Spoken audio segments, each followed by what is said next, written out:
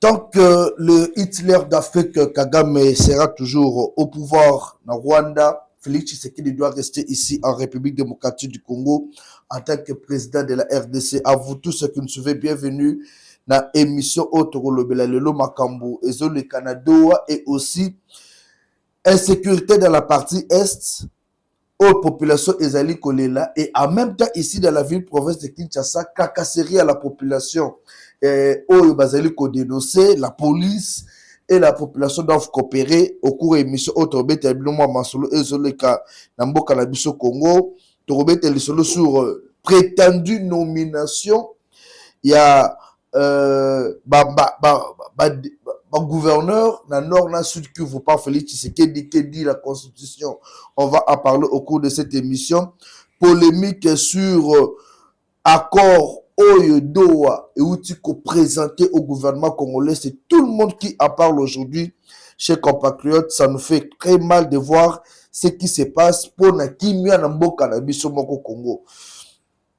À vous tous qui nous suivez, bienvenue à ce niveau numéro de votre magazine sur Congolais TV. Chers Congolais, 2013, ba CNDP, ba M23, ba Ye, ba Bandi Bitumba na bango. Le rébellion que nous sommes en train de vivre, dans la partie Est, échange à Kombo, CNDP, M23, lobby peut-être que Tokomana, N24, puisque vous créez le 24 novembre. Tu retiens qu'on N24.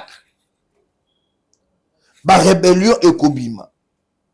Et ce qui fait mal dans tout ça, c'est quoi? Toutes ces rébellions-là, les abisso moko ba congolais, ba tout autres qui est devant et le Rwanda ne fait que nous accompagner. Conscience ya congolais et le belete que nenge bazaboye, tozo qui est bitumba, mais pour tuer nos propres frères congolais. Bokobo ba Rwandais. Je vais vous rappeler un truc. Il y a le général Patrick Nyamvumba. Oyo Azali, l'un des généraux. Il y a armée rwandaise. Alobaka Boye. Nous sommes en République démocratique du Congo pour accomplir notre mission de balkaniser la RDC.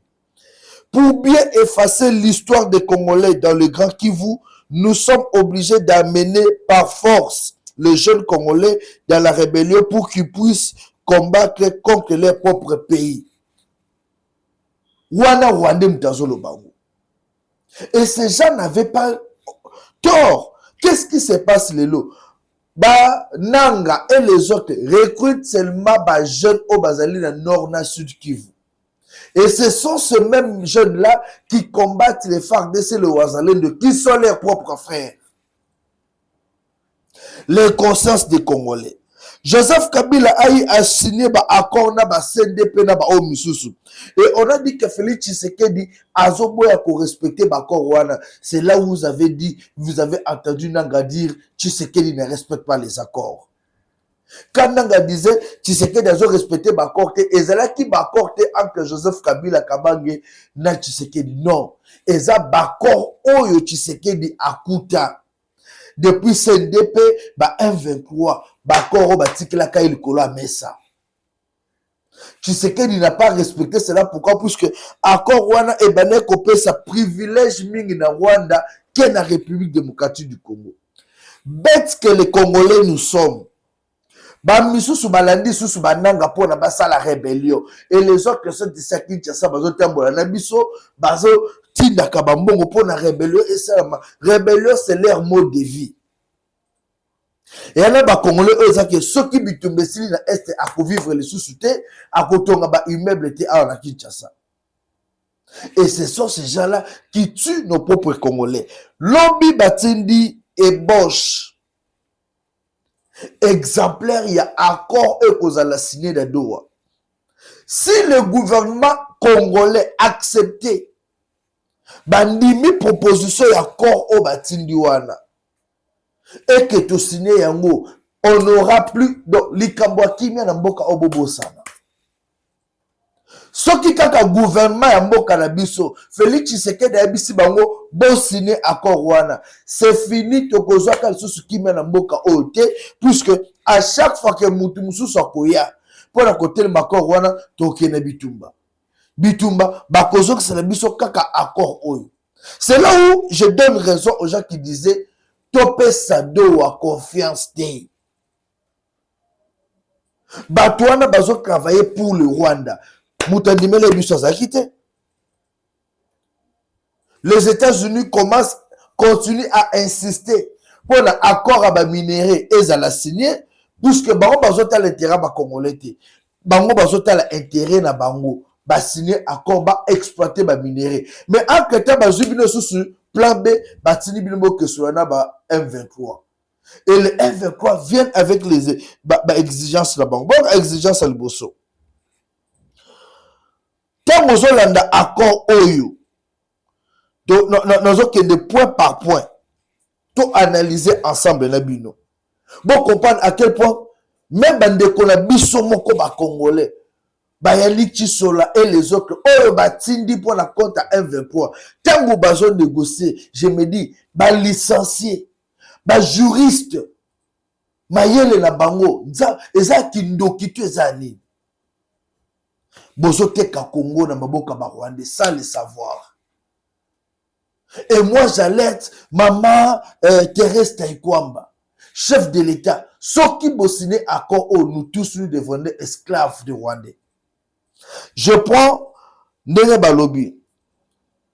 Ndenge ba source information, puisque accord est bimi et awana RDC. Pour le gouvernement etanga. Après Batineli Bango, ba signé. Tu peux savoir quelques éléments et accords et plutôt débat que nous. Premier point, création d'une force spéciale intérimaire mixte RDC 50%, c'est-à-dire gouvernement Bokanabiso 50%, bah M23 50%. Pourquoi le M23 réclame les 50%?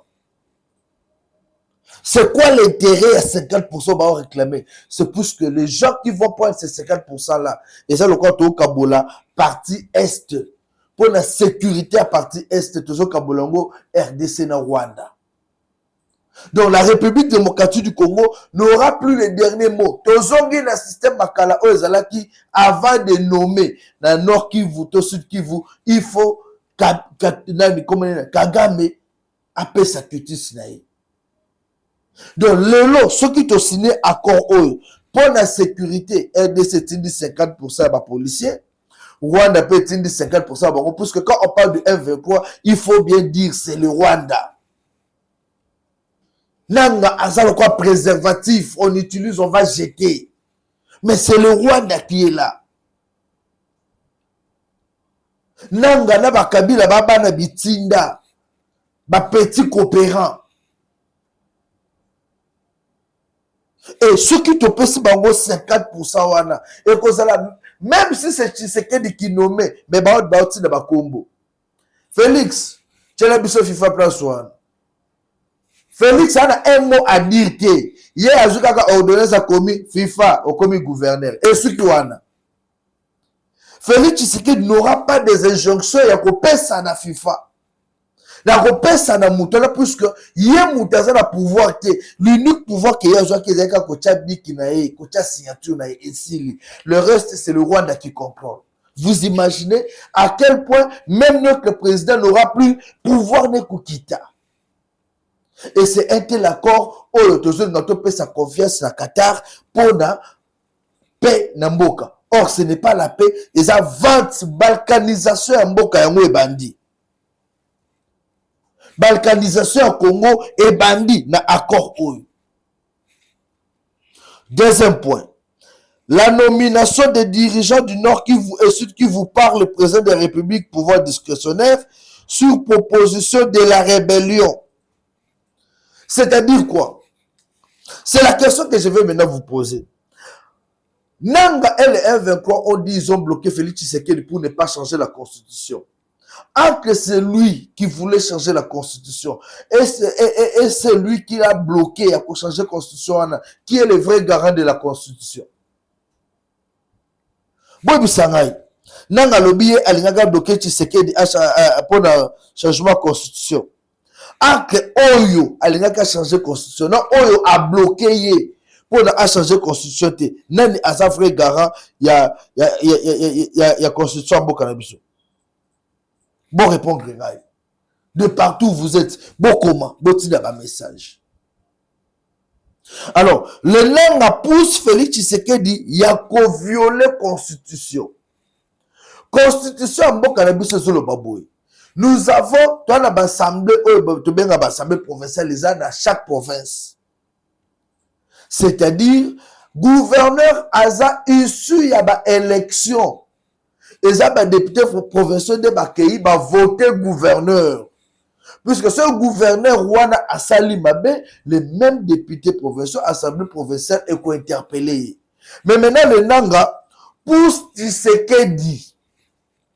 Il y a qu'on viole constitution, batin de l'air, ba combo, y a nommé ba gouverneur. Alors, ce gouverneur-là, il est là, il faut que ba penini, baza ba congolais te. Donc, nanga ebeke, li batanaye o achaki lokola gouverneur kuna na Goma so na Nord Kivu, azala ki atteint le pouvoir à mon côté. Bachaki seulement pour énerver le pouvoir à Kinshasa. Et aujourd'hui, ils sont prêts bâtis de la Tshisekedi ba combo pour la Tshisekedi à nommer.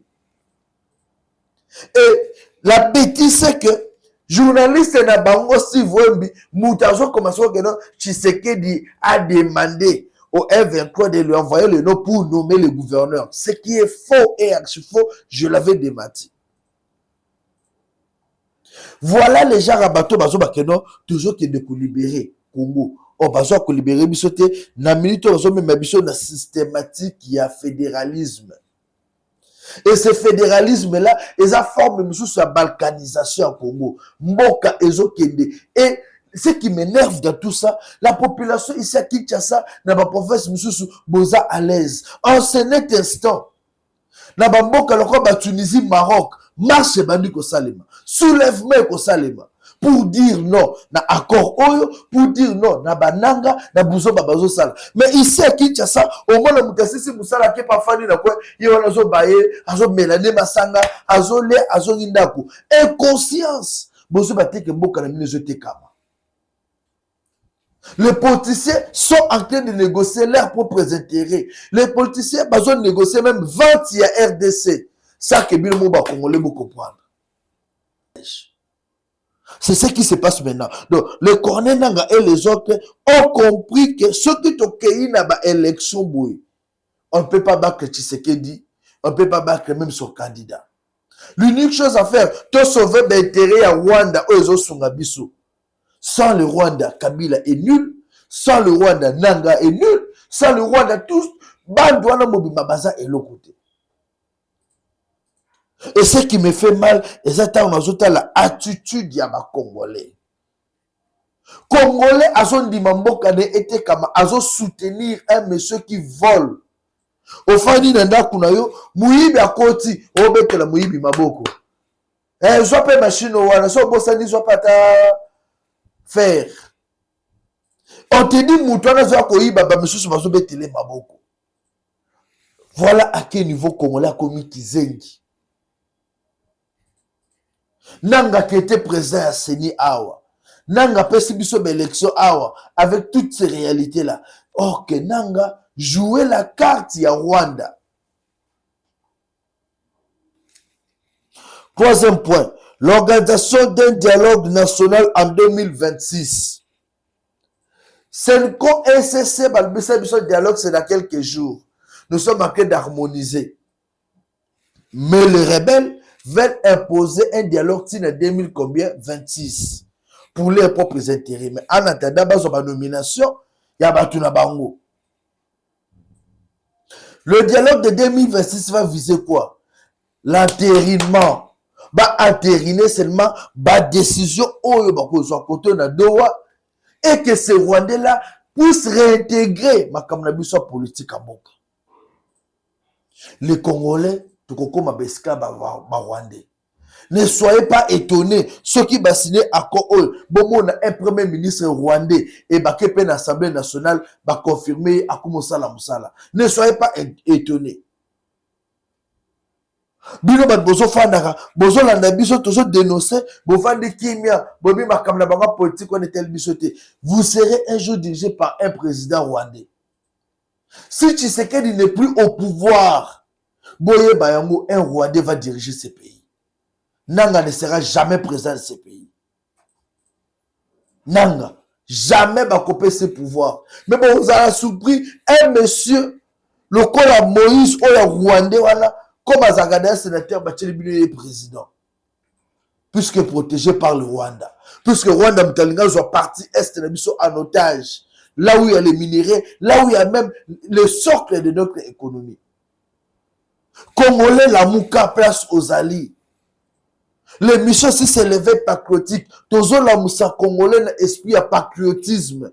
Yeba que mboka na yo son côté kengo yo okomi esclave dans ton propre pays. Il faut défendre patrie na yo jusqu'au dernier sacrifice. Mutu aya konyo kola ote na mboka no moko. Qui peut accepter d'être esclave dans sa propre maison, dans son propre pays? Voilà là où on se retrouve. C'est ça la vérité. L'organisation des dialogues national en 2026, la tenue des élections provinciales en 2027. Pourquoi est-ce que ces gens demandent la tenue des élections en 2027? Pourquoi? C'est tout simplement parce que 2027, baebi que déjà dialogue et salemi, bango pe bakota na ba institution, ba placer oya bango batu. Kabila et les Nanga veulent aussi placer les leurs na ba poste. De côté bomona mbutu mbute kokota na Congo, désordre kokota et un jour ba bisibino okune komi ce qui mboka Nord Kivu au côté comme Congo comme balkanisé. Congolais, la mouka na pongi zolala. Ton pays est en train de partir. Ba minerai na biso yango ba américain ba tche maboko.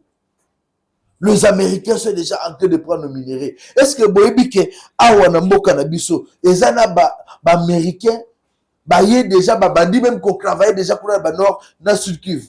Malgré cette guerre là. Est-ce que vous voyez que les Américains vont installer déjà ma base na bango? Na guerre wana, les Américains vont installer ma base. Puisqu'ils ne veulent pas, ils vont être pour la biso congolais, ils vont pour l'intérêt et le développement mboka na bango. Mais biso congolais, toujours que dans l'aveugle. Nous vendons le minerai. Ce n'est pas pour la paix, mais c'est pour le développement de notre pays. Et les mêmes personnes ont toujours fait ça minerai.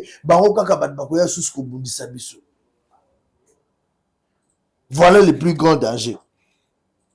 Un statut spécial administratif pour le Nord et le Sud Kivu. Makambo ezaki na CNDP. Accord oyo Tshisekedi abane côté lemela. Ne accord oyo ya statut spécial oyo il y a l'administration à Nord et Sud Kivu. C'est là où Tshisekedi et Kabila babebani. Tshisekedi et Kabila babebana quitté Kono, alobaki asala kaka 5 ans, il y a Luki ko sa deuxième mandat, Tshisekedi non. Ezaki accord ya Rwanda, accord au Kabila tikela ya CNDP. Accord ba M23, papa tosa obika. Ce côté aussi, tu bandi makelele, tu bandi bituma na est. C'est ce que Tshisekedi a vécu. Après coalition FCC Kastango Panzani, Tshisekedi a lobby pas question de respecter accord oyo. Kabila lobby papa auto cité okobi kate tozo banda bitumba. Le rebelle que vous voyez là, ce sont des rebelles que Kabila avait à Bombaka en prison. Ils ont un piège ou attendra Tshisekedi. Quand Tshisekedi est arrivé, habité Bimisa Bango, comme Bazar M23, tu continues dans le gouvernement Sika. Oh, Batandra qui est piège. Abimisi Bango, Babandi Bitumba. Kabila n'a jamais aimé le Congo, ni non plus le Congolais. Bon, on a extrait, il y a émission, il y a la mère Mende. Oh, il y a outé Kosa, il y a Thierry Kambundi. La mère Mende, à l'époque, ministre hydrocarbures, Alobi, Kabila me donne des injonctions. Mais quand tout moment qui dit, tu dois respecter ce que je t'ai dit. Mais à fin de compte, makambo tozomona lelo bolu bakako non Tshisekedi baso manipuler. Non, c'est la politique. Et Kabila qui va s'attendre avec Katumba Mwake pour na balongola mende na place zaki na hydrocarbures sur injonction à Katumba Mwake. Mende moko lobi je m'étais senti lésé. Comment mouta onoloba na yokelaka okunate oke babeta ensemble et o wana ju décision na longwa place Zalaki. Pour que ne se retrouve place Moussous. Kabila, c'est un monsieur qui n'avait jamais aimé ce pays, qui ne pensait même pas que Congo, il faut se développer. Quel agent Rabako appelle ça Bissot? Balouka statut spécial, il y a Nord qui venait sur Kivu par rapport à l'administration. Cependant, toute la République démocratique du Congo, il faut et ils allaient diriger par les institutions légalement établies. Il y a le président de la République, l'Assemblée nationale, le Sénat, Nyosoana. Mais tant que vous avez statut nango, vous avez statut spécial d'administration, c'est-à-dire, la province est dirigée par les autorités issues à l'élection à Kinshasa. C'est-à-dire, Kinshasa n'aura pas le dernier mot sur Makambozo le Kakuna.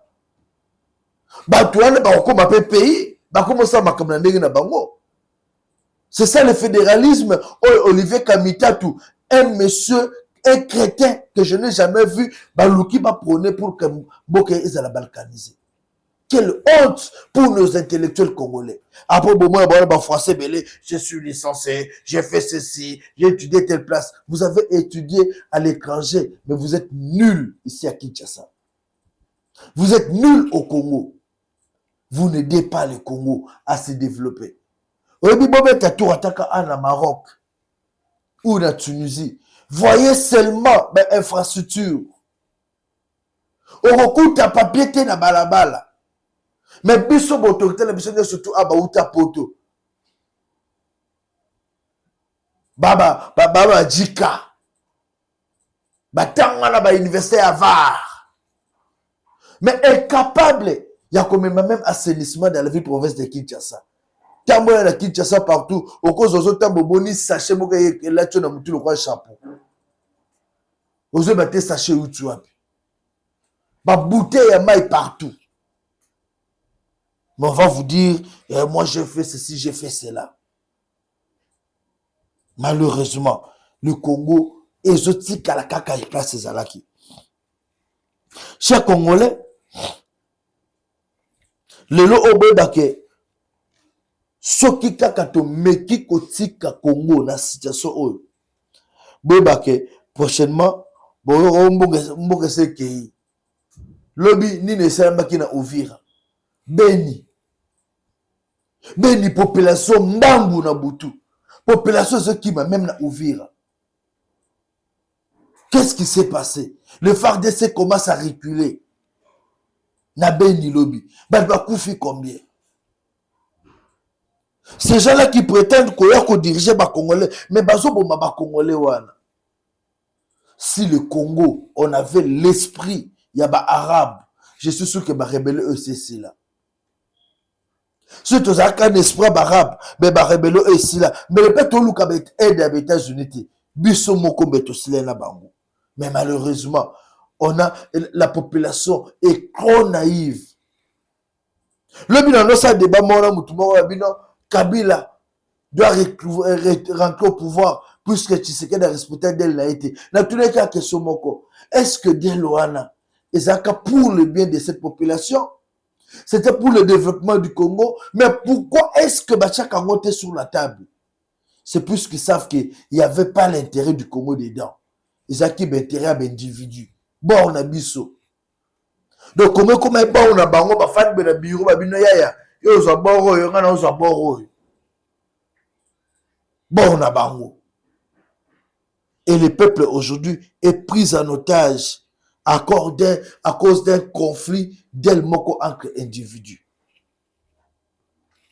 Les provinces doivent être dirigées par le tout proche de Kagame. En fait, c'est pour permettre à Kagame de continuer à avoir une mainmise sur nos minéraux. Ba gouverneur bazoluka ba nommé kuna foza batuti. Ndeko, beaucoup bisangai Est-ce qu'il existe de tout Congolais? Langue na bango eza langue nini? Moi je suis du Diofa, je suis Bubunda. Ma langue est Kibunda. Je parle le Kibunda. Je parle aussi le Kikongo. Ceux qui m'ont soleil, ils sont na Swahili, les luba kati, j'étais avec eux, la langue na bango. Bon, biso langue ya batuti eza nini? Tribu ya batuti eza côté nini awa na RDC pour qu'on puisse parler de tuti congolais. Bazalaka wapi le tuti congolais? Babimeli na mabele nini? Seke na bango bauta wapi? Vous tous qui nous suivez, non linga ba commentaire botinda. On peut amener au finga kaka. To mesana puisque congolais quand il faut réfléchir, il y a comment ko finga kaka. Mais boy biso na ba commentaire na bino. Est-ce qu'il existe de tout Congolais? Langue na bango eza nini?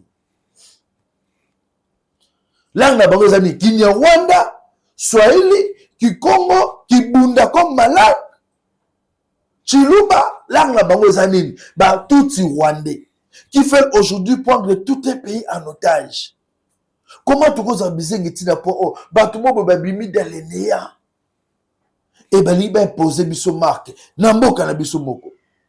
Oh non, nous sommes de Tutsi Rwandais. Oh, Boutswap.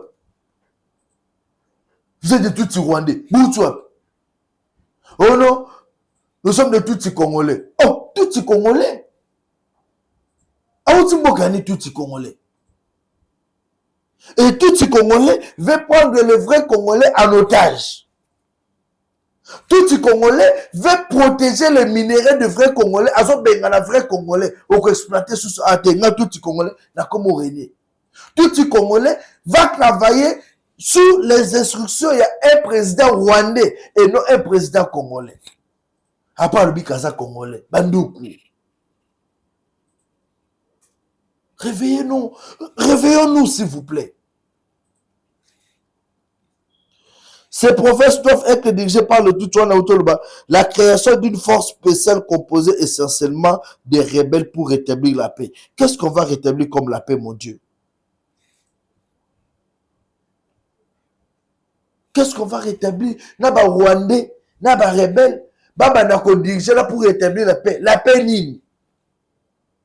Ils sont à Goma, ils sont à Bukavu. Quelle est cette paix-là que ces rebelles-là ont rétabli? Boyebisabiso. Si ce n'est que prendre cette population en otage, tuer nos mamans, violer nos mamans, basser la libido na bango sur nos femmes congolaises. Je suis très désolé de voir que Bissoba Congolais, on se laisse aujourd'hui manipuler jusqu'à ce point. Réveillons-nous. Il est grand temps que chaque Congolais apprenne des consciences à l'oba que non, fini avec cette histoire.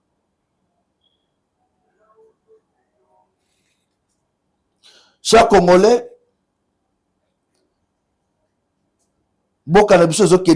ici à Kinshasa, je reviens ici à Kinshasa parce que Makamba Est dans le Missibino, ceux qui font le Missouté Bokeke. Na Est, ceux qui te font le Missouté, c'est fini, le pays est parti.